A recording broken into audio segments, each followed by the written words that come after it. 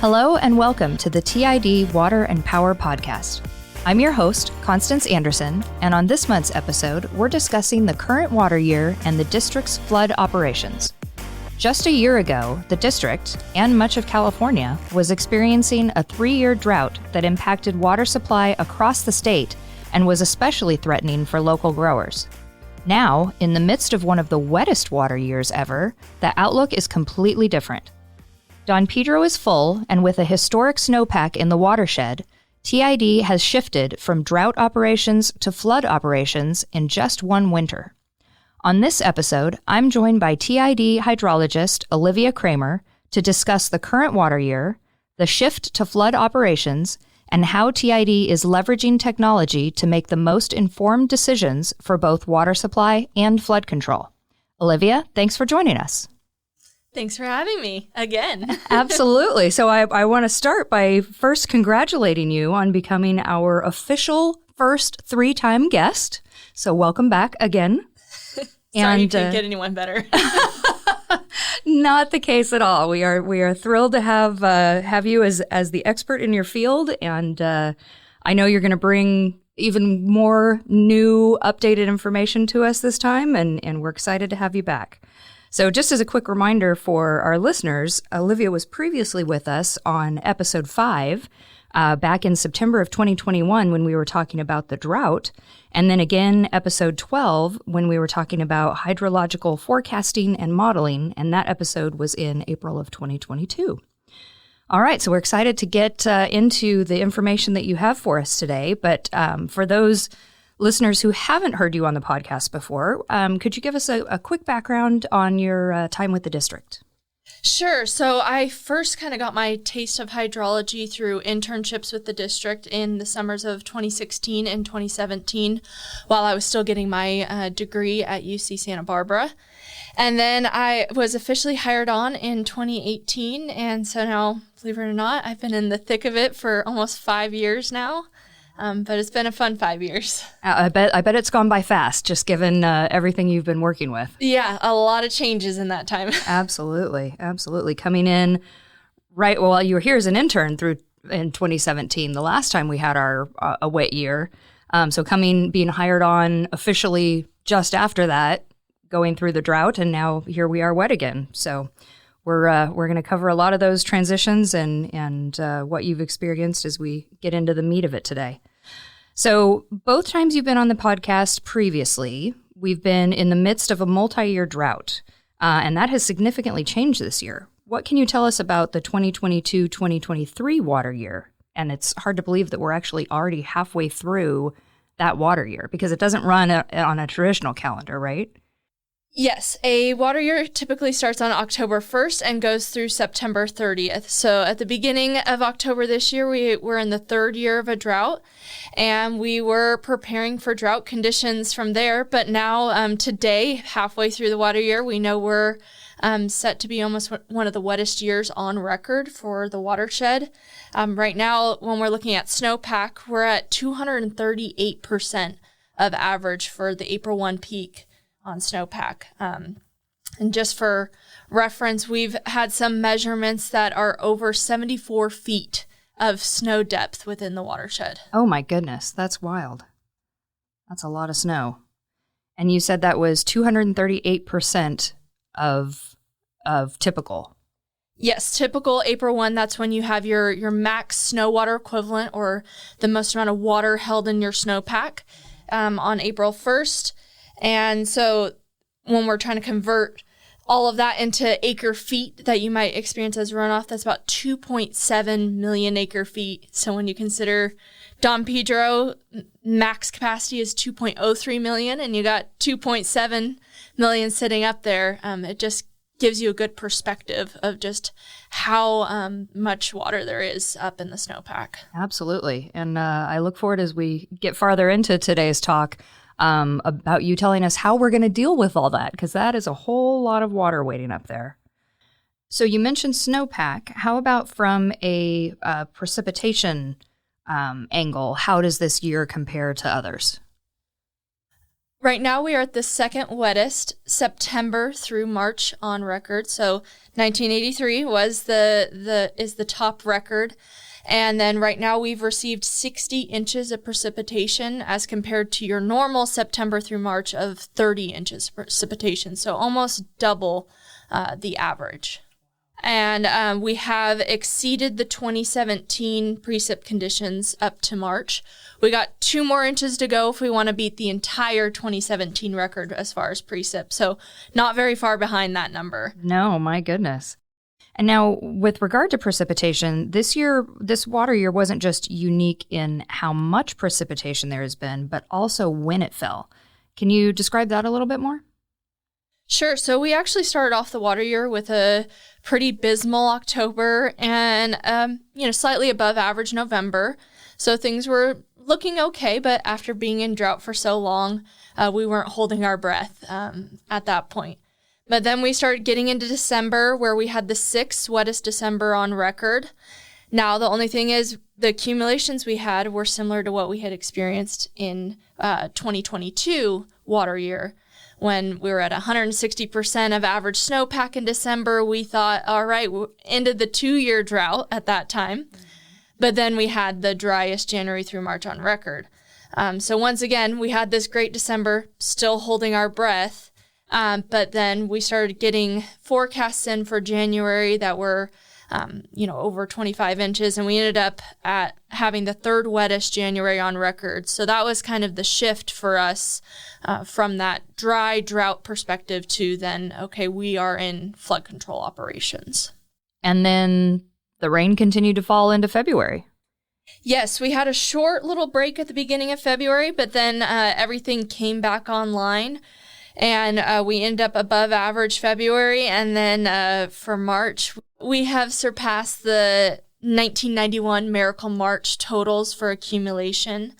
And that's what's brought us now to the total of 60 inches. Wow. Okay. And so what does this mean for Don Pedro currently? Is the reservoir full? Yes, operationally, the reservoir is full. Now, we are not at the maximum capacity of Don Pedro, which is 2.03 million acre feet or 830 feet. Right now, Don Pedro is at 806.7 feet. The reason we are considered full is the fact that we are encroached in our flood control space. So we're not within an allowable or a normal condition for Don Pedro, and we have to continue to pull it down to essentially create space for all that snowpack runoff. Okay, great. And then we do that by making releases out of Don Pedro. Very good. And I know we'll talk a little bit more about that in a minute. Remind us, where was Don Pedro elevation at the beginning of the water year? So at the beginning of the water year, we were in about the 730s, and then we got it all the way down to about 728 feet at the beginning of November. So we had drawn down Don Pedro over the last 3 years. We had a lot of empty space at that point. So at this time, we've seen over 80 feet increase in Don Pedro elevation. Wow, that is something. And I know a quick drive by the reservoir, you can definitely tell the difference when what it looked like last year compared to what it looks like this year. What a change. So how then, and you kind of touched on this before, but how does this year so far compare to some of the other wettest years ever? There are kind of a few standout years that we use a lot for comparison. How does this one line up against those? Yeah, so I mean, no matter what, every year is a little unique, even the wet years.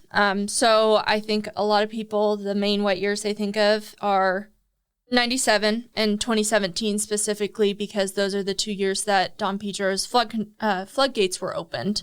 But then the other one is 83, because that is your peak snowpack year and precipitation year. But they're each unique in the way that the runoff came off. So you're looking at 1997. That one was considered actually a rain flood year, because you had this large rain on snow event in January. Then after that, it kind of went dry as far as precipitation. So we received almost the entire 46 inches of precip that year had, all within those beginning months, mostly just December and January. Then you have 83, which was really just a snowpack. So it was a snow melt type of year as far as being a wettest year on record. So it was very cold. You had a lot of precipitation, but you had a really late runoff. You didn't see, as we mentioned earlier, the peak snow water equivalent wasn't until middle of May. And then you really didn't get your peak runoff until July, August time, where typically you would see it May, June period. Okay. And then finally, the most recent 2017, that one was actually a mix of the two. So you had the rain flood event that was in February, where we ended up having to open up the gates because we were just getting so much runoff into the system. But then after that point, we also still had a large snowpack sitting up there that we needed to deal with. So then we had continued elevated releases even after opening the gates in order to create space for that snowpack. So this is another year that's kind of similar to 2017. Now the difference is we started off a lot lower in elevation, so we did have more empty space to be able to absorb some of those rain flood events that occurred in December and January. And then now we're just creating space for that snowpack portion of it. Yeah, and I think that's really important what you mentioned, that every year, though there are certain similarities, every year is hydrologically different than anything that's come before it. I think a lot of time, just the layperson tries to draw comparisons from one year to the next, like, oh, there was a warm storm in this year, and that's why this happened. And then we start hearing those same terms or terminology, and we think, oh, this is a repeat of what happened before, but that's not the case. Every year is so unique to, like you were saying, how the runoff comes down, when the precipitation falls, and the temperatures when all this is happening. Exactly. And that's why we have to kind of keep a constant pulse on what's happening in the system, what it looks like today, and what it could look like in the future, because we can't just say, hey, this is what we did in that year. We're just going to do that same thing and operate in that same manner. You're not going to get the same results. Absolutely. Right. Okay, so now let's kind of reverse it a little bit, and let's look at how this year compares to the 3 previous dry years, because there are kind of some unique comparisons that can be drawn there. Yes, so starting in 2020, going to water year 2022, we had the 3rd driest 3-year period on record. And just for reference, the total runoff that you had in that period was about 2.7 million acre feet. And if you recall from earlier, that's how much snowpack water we have sitting in the watershed today. So 3 years worth of runoff is now sitting in our watershed, ready to come off. So that's the big difference. When we're looking at those years individually, they don't seem that bad. 2020, 18th driest year on record. It's dry, but you wouldn't say it's a record breaker. Now, 2021, that one was a more severe dry year and really put us into that kind of drought category with the 6th driest year on record. And then finally, 2022, where you were the 30th driest year. Once again, that doesn't seem that bad by itself, but when you look at that accumulation and only 2.7 million acre feet of runoff in that entire 3-year period, when in a typical year you get almost 2 million acre feet. So you're far behind your normal accumulations for that period. And I know we spoke about this when you were on and we were talking about drought, is it's not the individual years so much that are the problem, but it's the fact that you've got 3 of those dry years compounding each other that really creates the issue. Yes, it doesn't allow the system time to recover. You have reduced runoff efficiencies, the higher evaporative demands, everything in your system starts to kind of get they call it aridification, essentially. Aridification, okay. All right. And then what did those 3 dry years then mean for our growers? Yes, so for our growers, we like to take a proactive approach when it comes to droughts. We have a multi-year planning criteria. That's the purpose of having Don Pedro, is to be able to serve our customers for multiple years. So in that first dry year, we reduced from our typical 48 inches to 42 inches.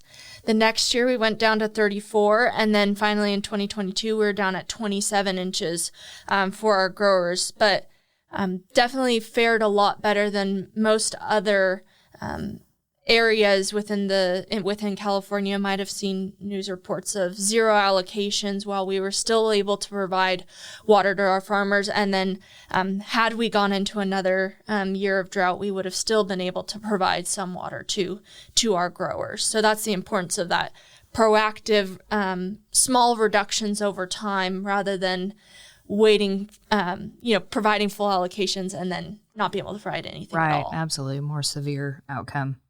Very true. All right. And then this year, our growers get a full 48 inches. And then some. We're also providing some replenishment water as well to help the system while we have this surplus, be able to move that on farm. And it's just kind of funny. Again, we've mentioned a couple times how quickly the year changed. And at our December board meeting, we were preparing for another year of drought. Yes, as always, if you're in a drought, you know that it could continue, so you want to be able to prepare for that. So we're prepping for drought workshops and all those things, and then once again, it just kept on raining. A lot, I think, more than anyone would have seen coming.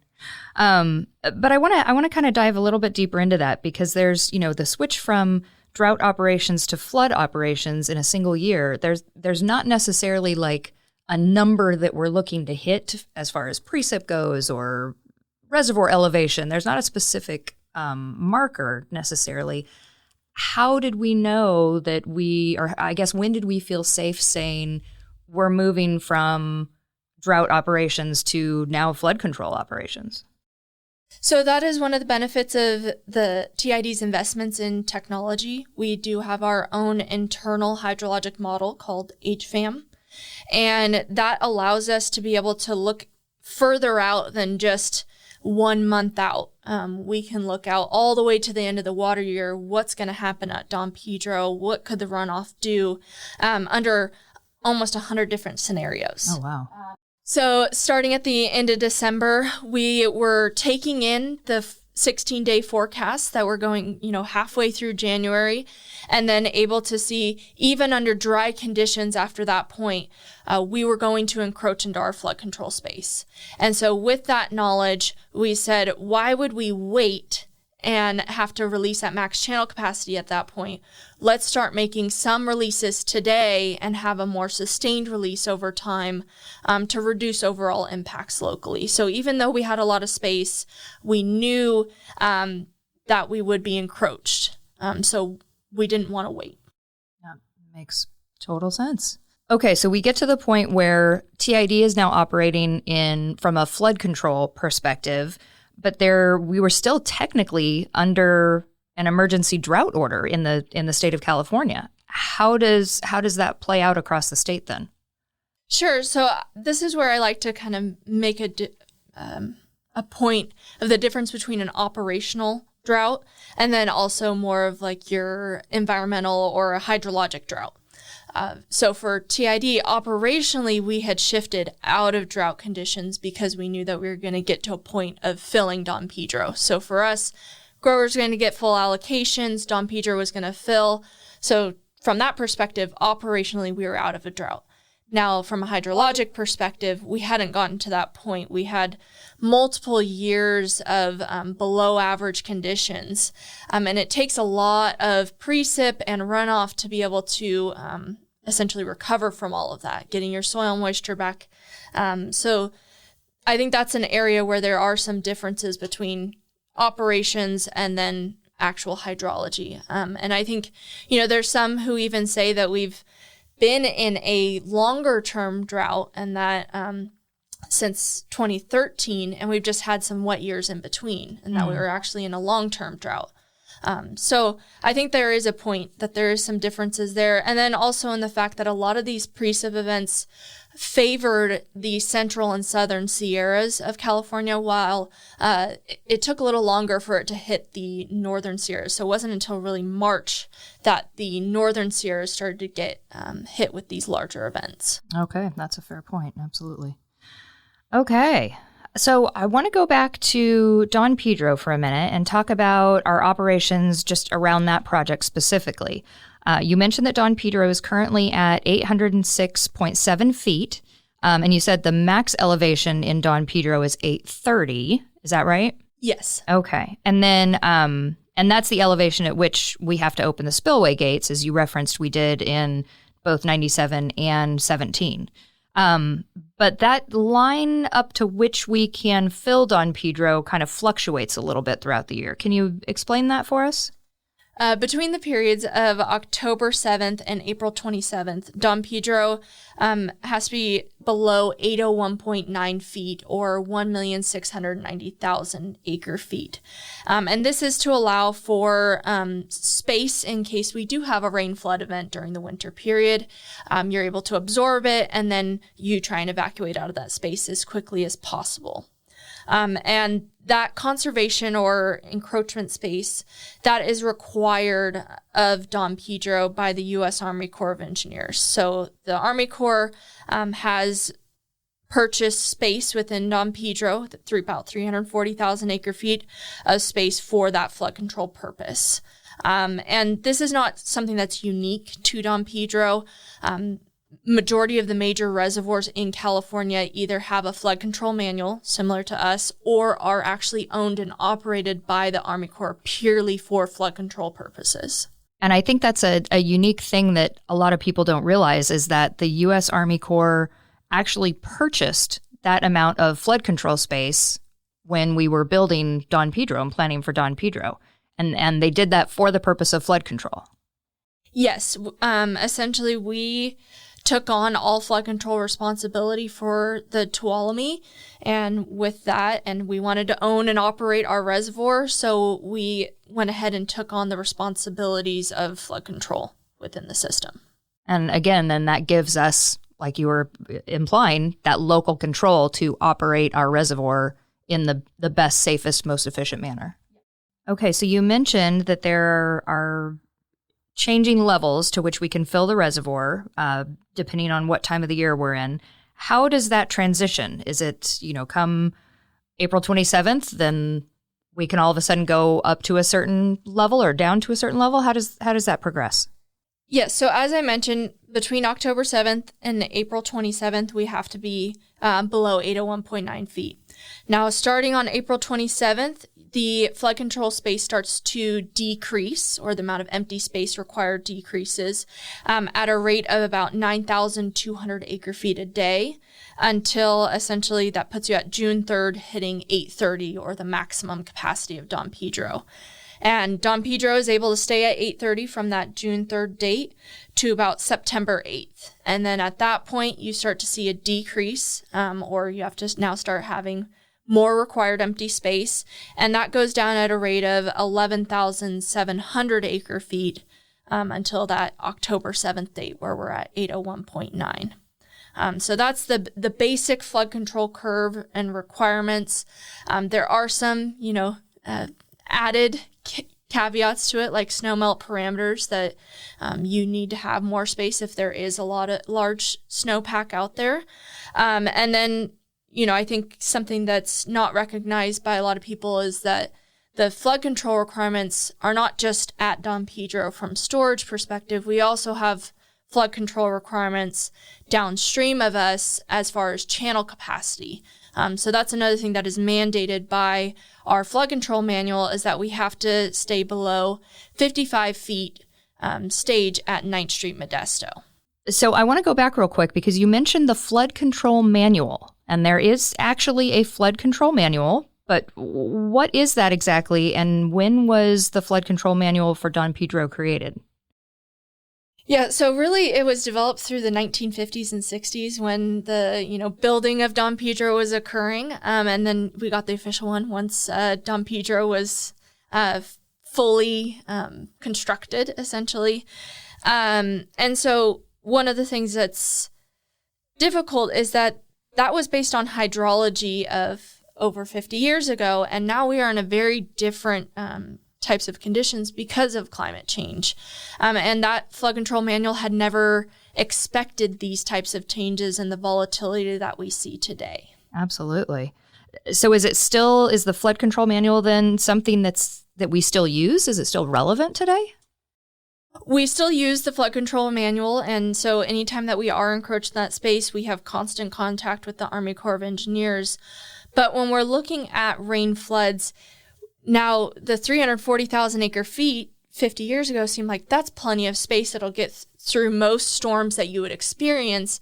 Well, now we're experiencing much larger storms.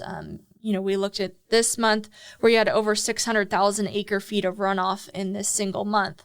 So that 340,000 acre feet of space isn't quite enough for that. So that's where you then have to start layering on tools and actually making releases even earlier and essentially creating more flood control space for yourself to be able to withstand and make it through these really large record-breaking water years.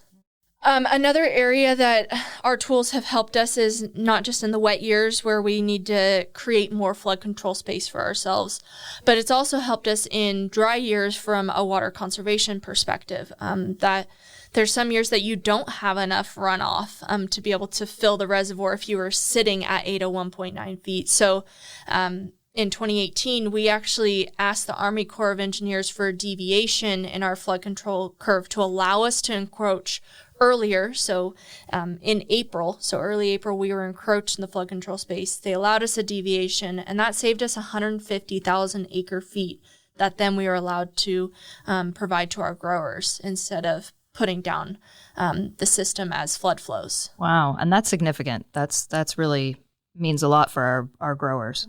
Now, you mentioned that Don Pedro is the sole flood control facility on the Tuolumne River. What does that mean for TID and the Don Pedro project? Well, TID is actually the project manager of Don Pedro Reservoir. So that means really the flood control responsibility lies on TID's hydrology department. And so for us, that means we have to have a heightened level of vigilance and responsibility on the system in order to stay below channel capacity and then also maintain a safe level of storage within Don Pedro. Okay. And I know we've kind of loosely touched on this just in talking about the amount of runoff that has come, or not runoff, the amount of water that's come through the reservoir so far this year and the amount of snowpack that we have sitting up in the watershed. But can you explain to us very specifically the value of Don Pedro with regard to flood control? What would things look like if we didn't have that reservoir to hold back that water? Well, I think the best example was actually on December 31st of this year, where we had full natural flow values of 45,000 CFS for Don Pedro, and actually on the hourly, you're closer to about 58,000 CFS that we had as runoff in the reservoir. So had the reservoir not been there, that all would be going through Modesto if you didn't have Don Pedro. And the channel capacity through Modesto is what? Just under 11,000 CFS. Just under 11. So we had full natural flow of roughly 50,000 CFS and channel capacity of 11. That math doesn't kind of make sense to me. No, almost 5 times your channel capacity there. So, and then just for reference, in 2017, when we did open the floodgates, we were only putting about 16,000 CFS down. So you're looking at 4 times the 2017 flood flows. And then in 1997, we put down about, peak was 60,000 CFS. So you're just under the 97 releases. And, we all saw the damages that were done in that year. So that would have been what could have occurred this year had you not had the reservoir and the flood control responsibility. Wow. Yeah, that really puts it in perspective, because I know, certain areas along all the rivers in our region have experienced, flooding in certain spots.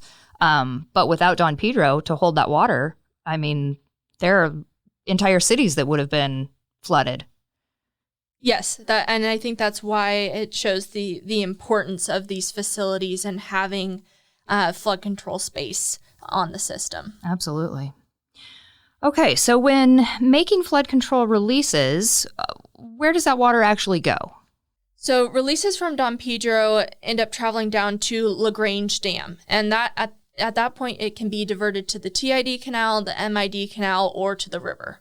From the TID canal, it goes all the way to Turlock Lake, and then from Turlock Lake, it can go through our canal system to serve our farmers. And then we also have spills to the rivers. That's another location to release water from Turlock Lake. For MID canal, it goes through their upper canal into Modesto Reservoir, and then through their laterals, essentially.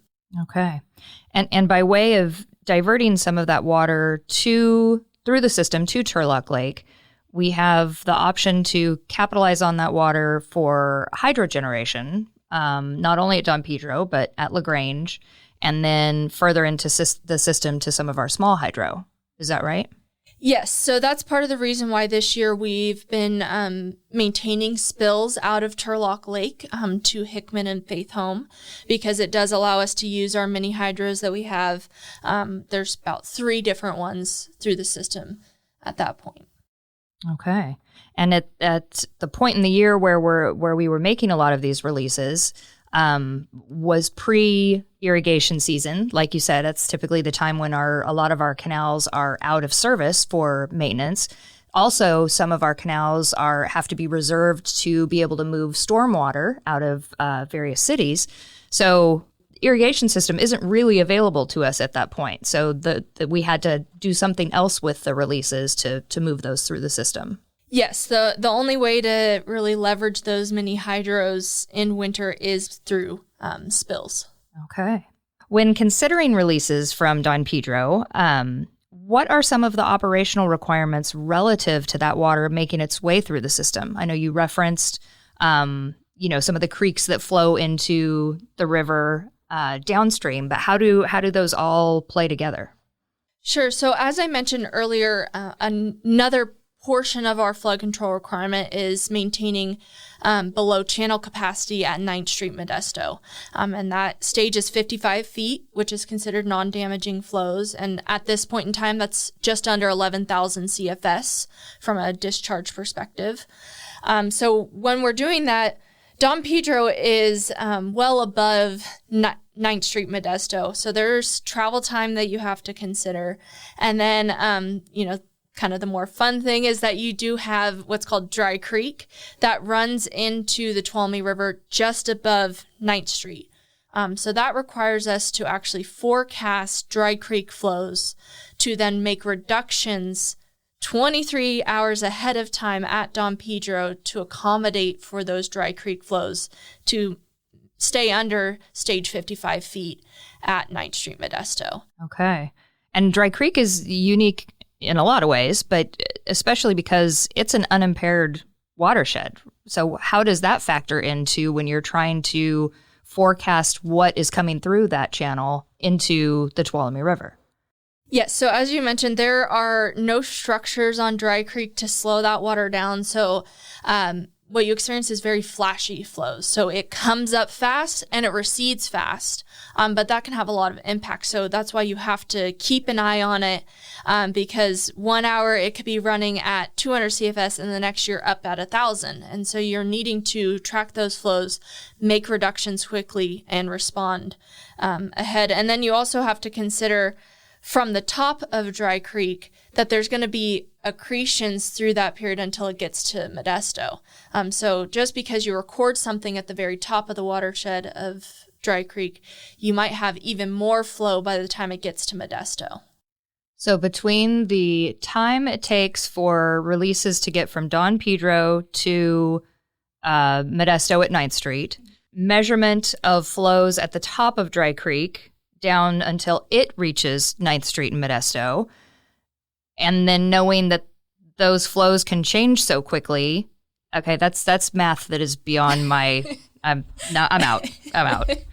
But that's a lot to have to take into consideration to, like you said, keep the river at a consistent level below flood stage. Yeah, and I think just to add even one more layer of complexity, especially in a year like this where we're not the only ones making excess releases. You have excess releases all throughout the San Joaquin system. You actually get a backwater effect from the San Joaquin River that then also leads to higher flows at 9th Street that you have to accommodate for. And that backwater effect you mean is when the San Joaquin River itself is running so high that it's actually impeding on or pushing back into the Tuolumne River. Yes. Oh, my goodness. So in what ways has Dry Creek and the flows that we've seen in that channel impacted our operations this year? Yes. So when we're looking at this year, we were seeing some forecasts that we hadn't seen previously, especially locally. There was high intensity, so it was forecasts where all the rainfall was coming down in a very short period of time and at high magnitudes.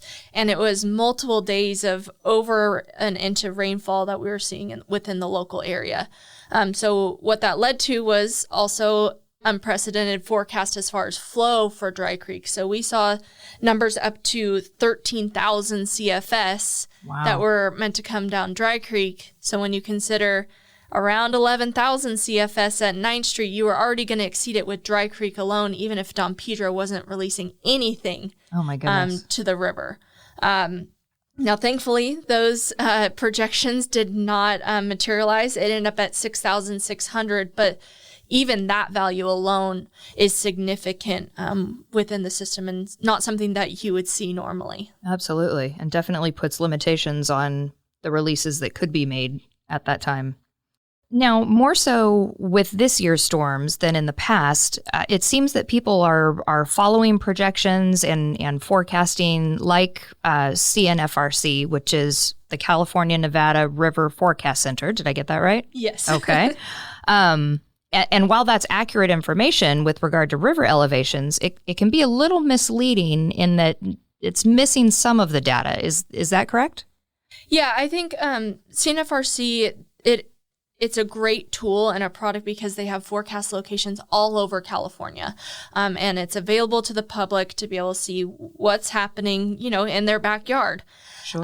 But the hard thing is because they are trying to forecast for everyone, there is some inaccuracies, right? You have to give up somewhere.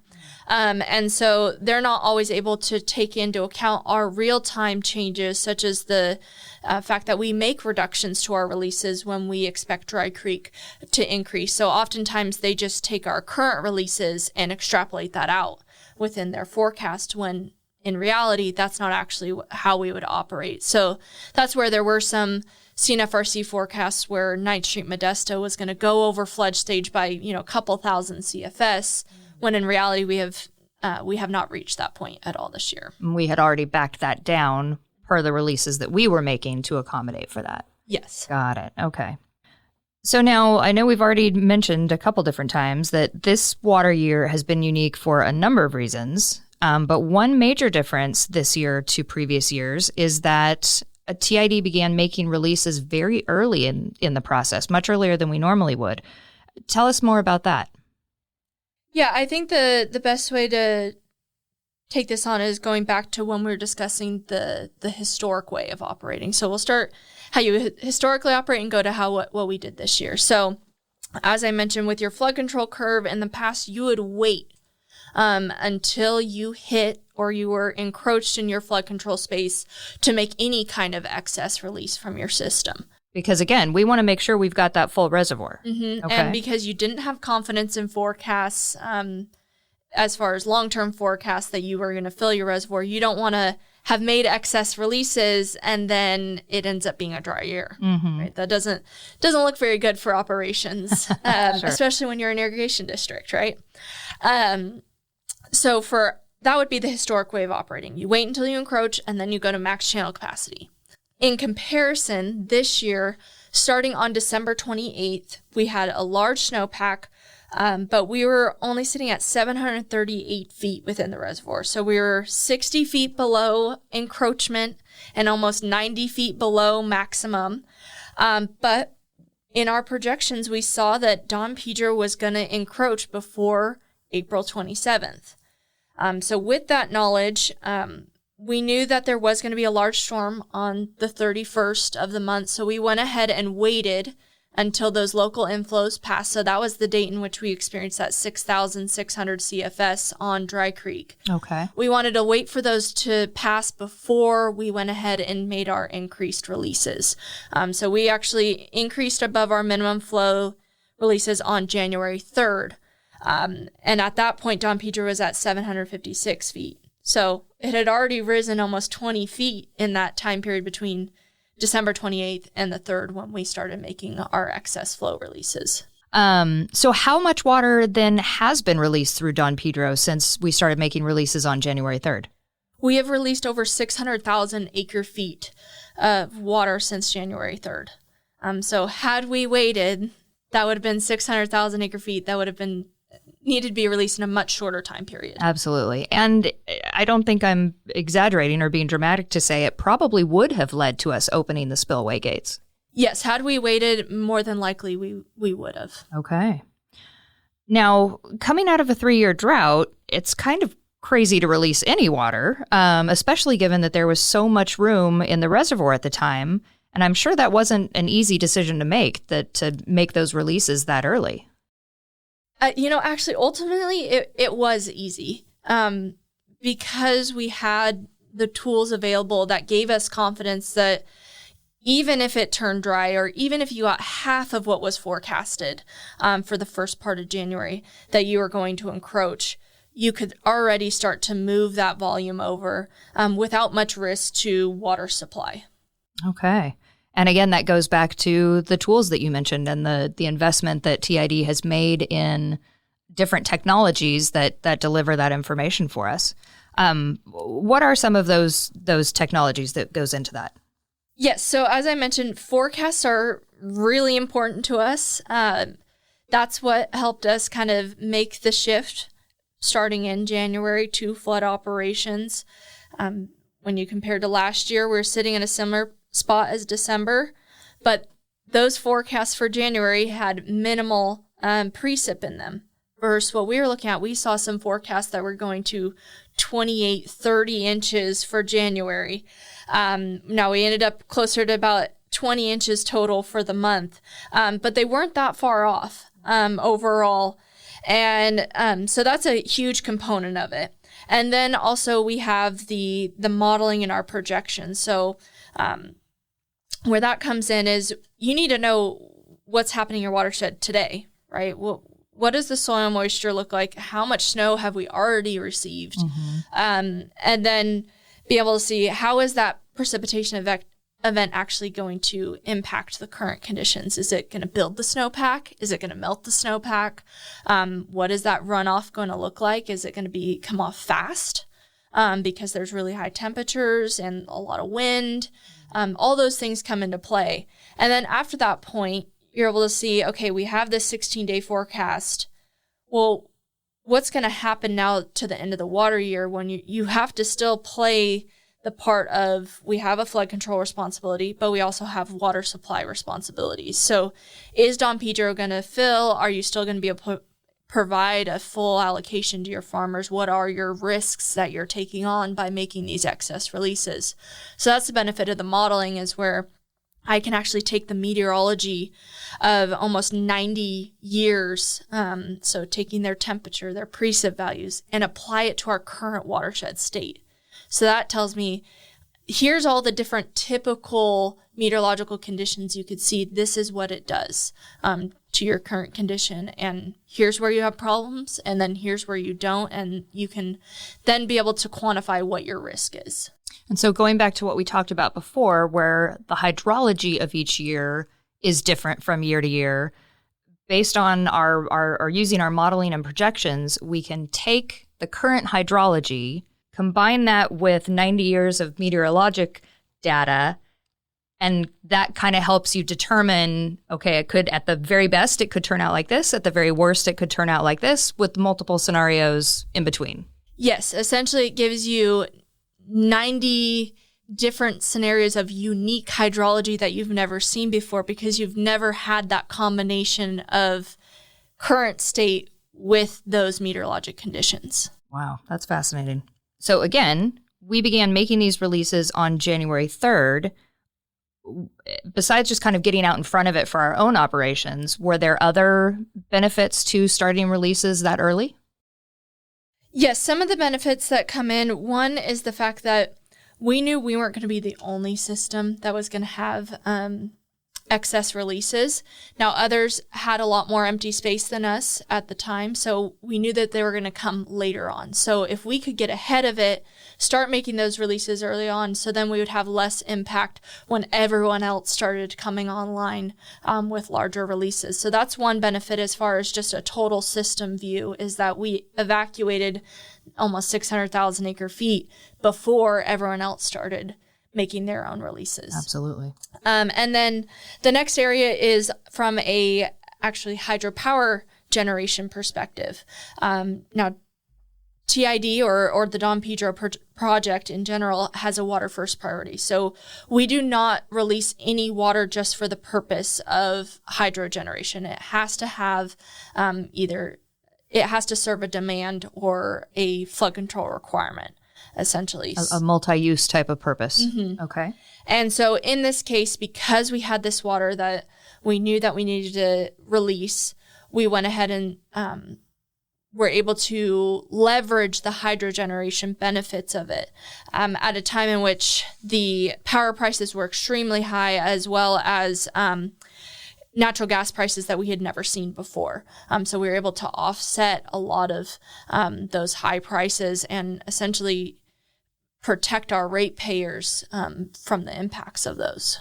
Do you have any idea what sort of monetary value that worked out to have for TID? Right now, we're looking at almost $12.3 million of natural gas purchases that were offset thanks to the hydro generation that we did early on in the year.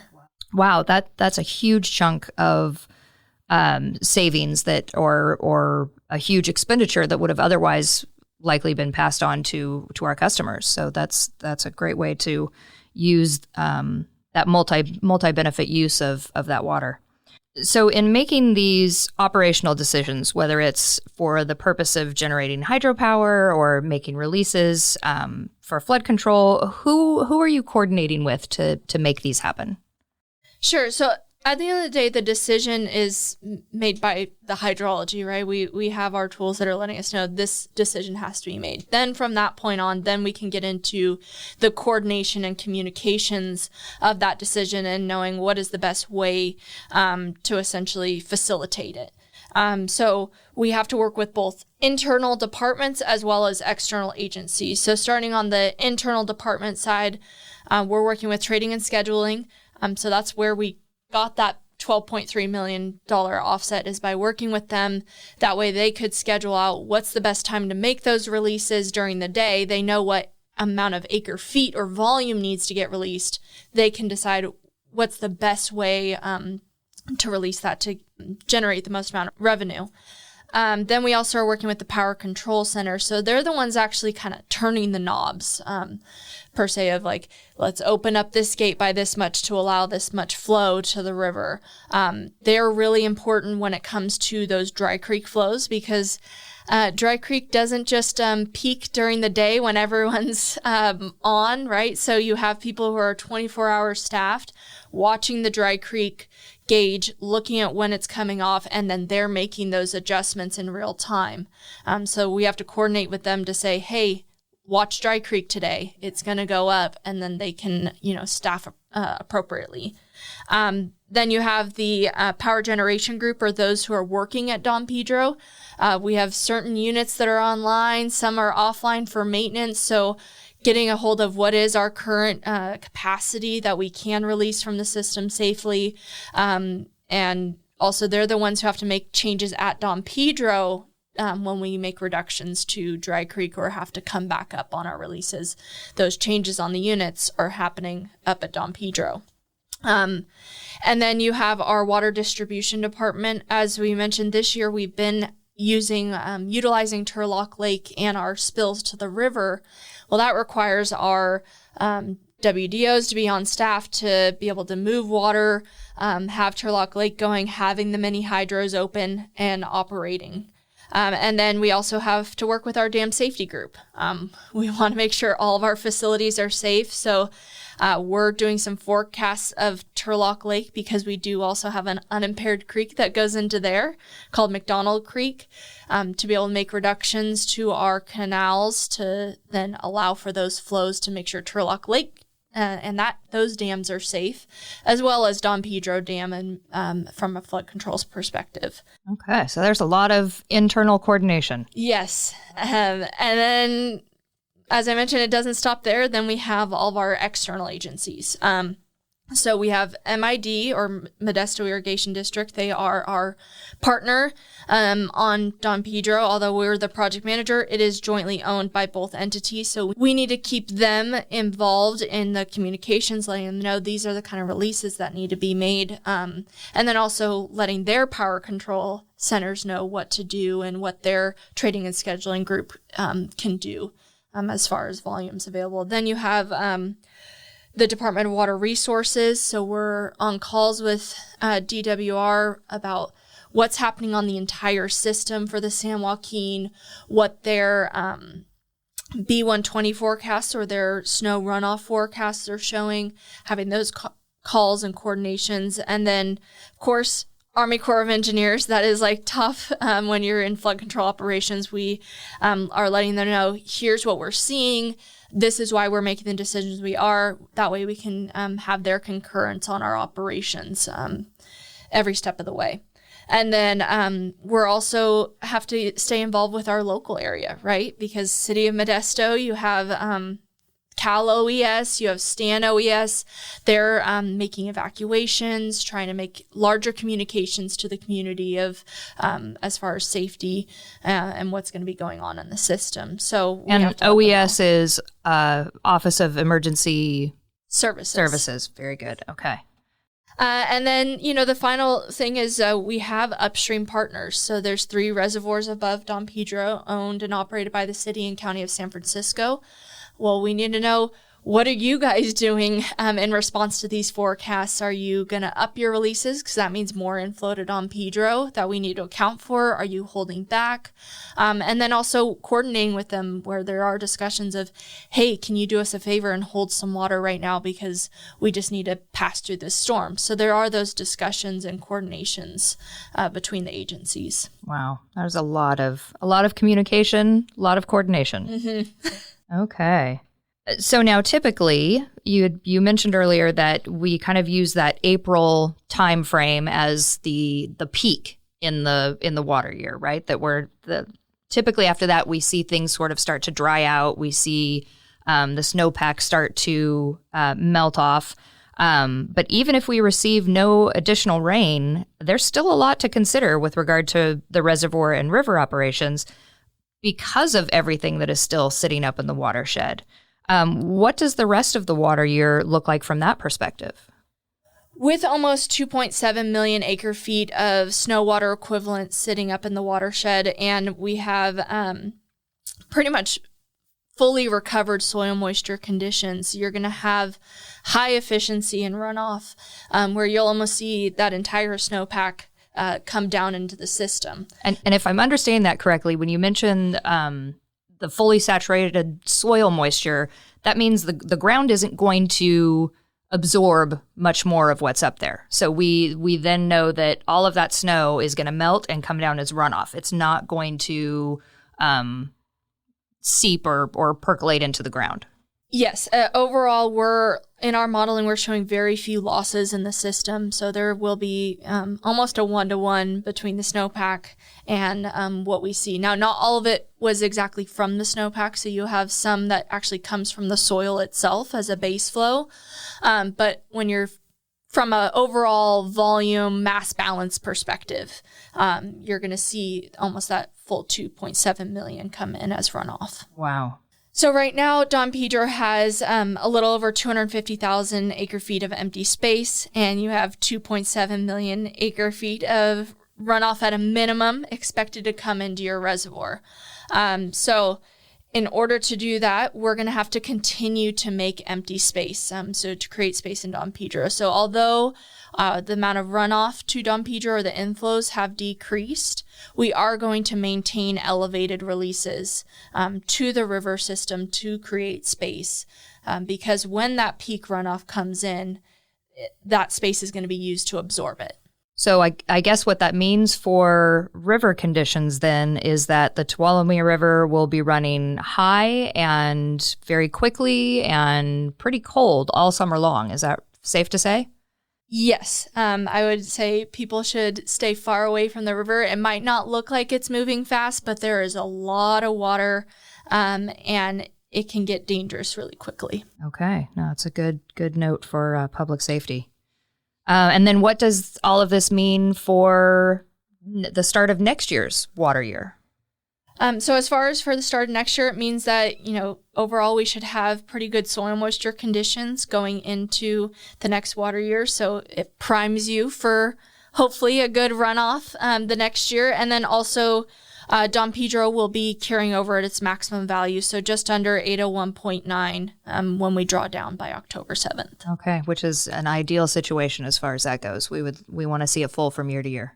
Yes, it allows us to be prepared if the next year's dry. We're at the highest levels that are possible within our facilities. Okay. And I'm glad you referenced next year because, as we mentioned earlier, our modeling process kind of includes comparing this year's hydrology with what we've seen in the past. But what does that tell us about future operations? How does that help us forecast, if you will, what next year's water year is going to look like? Yeah, so unfortunately, I wish we had a crystal ball that would let us know what each water year is going to look like, or that, even the sub-seasonal forecasts were better than they are as far as our area.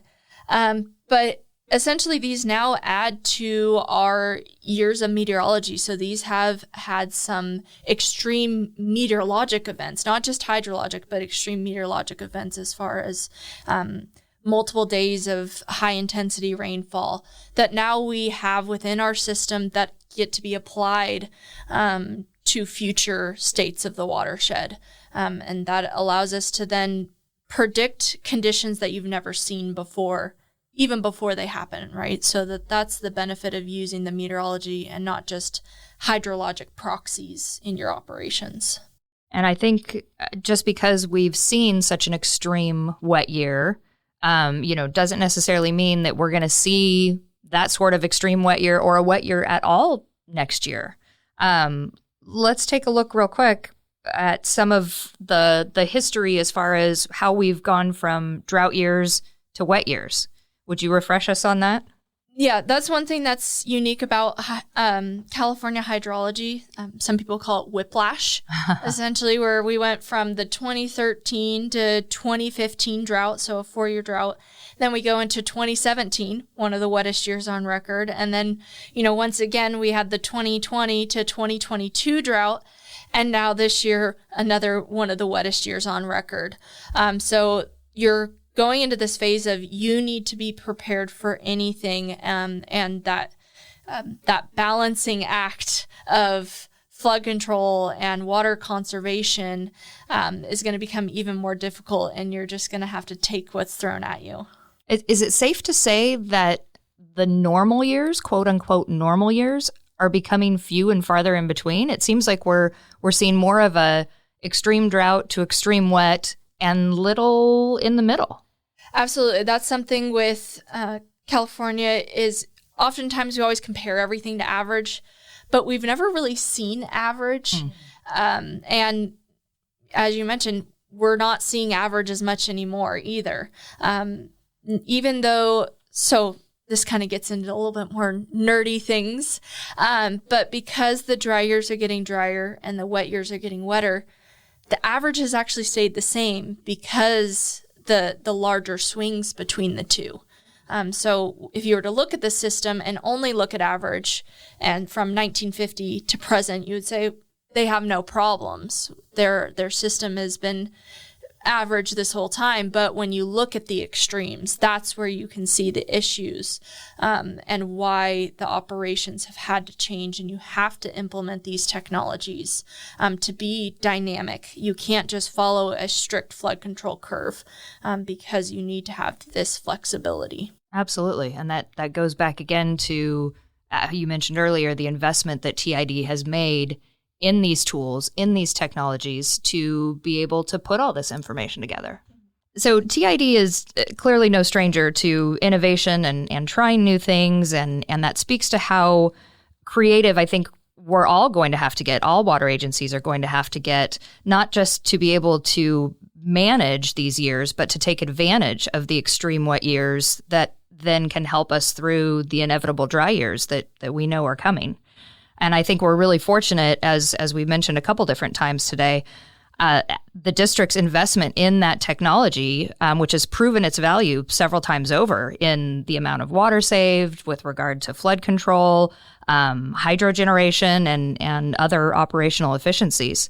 But I think it's worth noting that data doesn't apply itself, and that we're very fortunate to have the brilliant minds on our hydrology team to put all that data to use. So thank you for being behind the wheel on all of that and leading the district to excellent decision and operations. Well, thank you. It is definitely a team effort and takes a lot of people. And as we mentioned on the coordination end, there's a lot of people working to make those changes and make those decisions. Awesome. All right. Well, Olivia, thank you again for being with us for the third time. We love having you, and I'm sure it won't be too long before we have you back with another update. Sounds good to me. All right. Thank you for tuning in to the TID Water and Power Podcast. You can find TID on Facebook at facebook.com/TurlockID, on Instagram and Twitter at TurlockID, and on LinkedIn as the Turlock Irrigation District. I'm your host, Constance Anderson. We'll see you again next time.